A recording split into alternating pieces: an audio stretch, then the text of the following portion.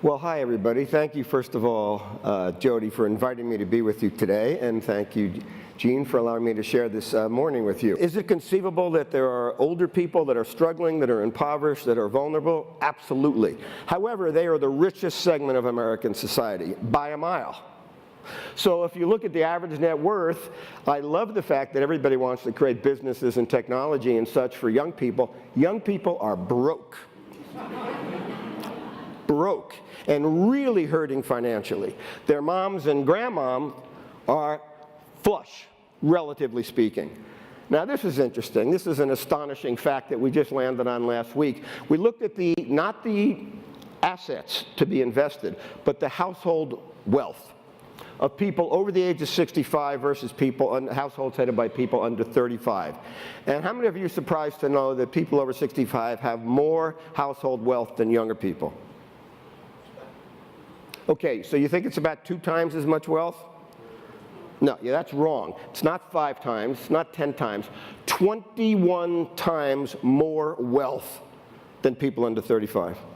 The other thing we have to appreciate is that they're already active consumers. 53% of all airline expenditures, 58% of new cars and trucks, 56% of lodging, eye care services, 66%, 66% of accounting fees, 84% of political donations, 85% of magazine subscriptions. And in terms of the financial community, 76% of the entire net worth of America is held by people over 50, and 78% of all the retirement accounts.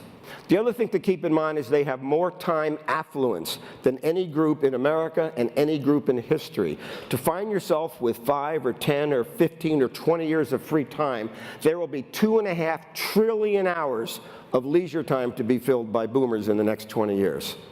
And the body changes as we age. So for example, you look at the rise of arthritis in the ankles and knees and you think, okay, so we'll make pain medication or an app so that if you fall down. But what about the fact that only 2% of the US housing stock is designed for people who have trouble with steps? A couple of zones that I think are worthy of attention. Everything having to do with health. There's how we want to feel and look and function and how we will feel and look and function, and it's everything from self-care and wellness to fitness to spas to artificial joints to immune therapies to diagnostic technologies to robotic procedures. I mean, it's just anything and everything you can think of is about to come alive. Also, the world of anti-aging. What will people do and spend their own money on, whether it's a spa or a nutrient drink or a phytochemical or a vitamin or a new lotion for their face? What will they be bamboozled into spending money on? How will they know what works for them? Food and beverage. Here's where the big opportunities are. For example, the food industry is organized around young people and their lives. Their day parts, they're called. So you have a chance to eat for breakfast, lunch, and dinner. And there are companies that are battling for their share of breakfast, battling for their share of lunch, battling for their share of dinner. Hang around with retirees, they eat 5 meals a day.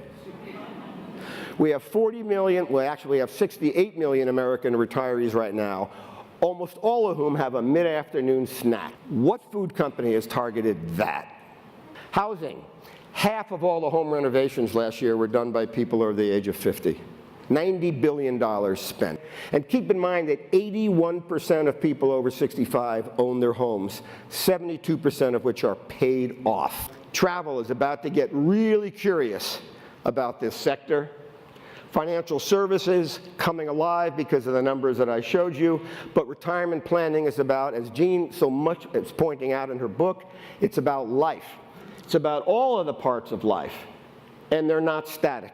This wave should be the #1 issue on the minds of all marketers. So why not? Why isn't it? First, it's new. It's really easy to say, okay, let's create another thing for a 22-year-old because everybody's already done that. And so this is new, this is different. And if I'm 27, I might have been 23 already, not too far ago, but I wasn't 70. So how do you do new when it's unfamiliar? I think the second thing that's been in the way, sometimes you can be too good at talking about how bad aging is. And most people in business have the point of view that older people are desperate, and they're vulnerable, and they're impoverished. And there are many who are.